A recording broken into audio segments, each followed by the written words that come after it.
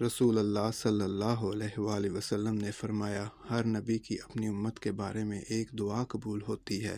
پس ہر نبی نے دعا کرنے میں جلدی کی، جبکہ میں نے اپنی دعا کو اپنی امت کی شفاعت کے لیے روز قیامت کے لیے چھپا رکھا ہے، اور وہ شفاعت انشاءاللہ ہر اس شخص کو پہنچے گی جو اس حال میں فوت ہوا ہوگا کہ اس نے اللہ کے ساتھ کسی کو شریک نہ ٹھہرایا ہوگا۔ رسول اللہ صلی اللہ علیہ وآلہ وسلم نے فرمایا، جب تم میں سے کوئی دعا کرے تو یوں نہ کہے، اے اللہ اگر تو چاہے تو مجھے بخش دے، اگر تو چاہے تو مجھ پر رحم کر،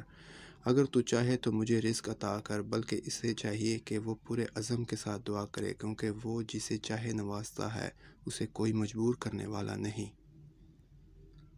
رسول اللہ صلی اللہ علیہ وآلہ وسلم نے فرمایا، مسلمان شخص کی اپنے مسلمان بھائی کے لیے وہ دعا قبول ہوتی ہے جو اس کی غیر موجودگی میں کی جاتی ہے، اور دعا کرنے والے کے پاس ایک فرشتہ مامور ہوتا ہے۔ جب وہ اپنے بھائی کے لیے دعائے خیر کرتا ہے تو وہ مامور فرشتہ آمین کہتا ہے اور کہتا ہے، اسی مثل تمہارے لیے بھی ہو۔ مزید احادیث سننے کے لیے ہمارے چینل کو سبسکرائب کریں اور بیل آئیکن کا بٹن ضرور پریس کریں۔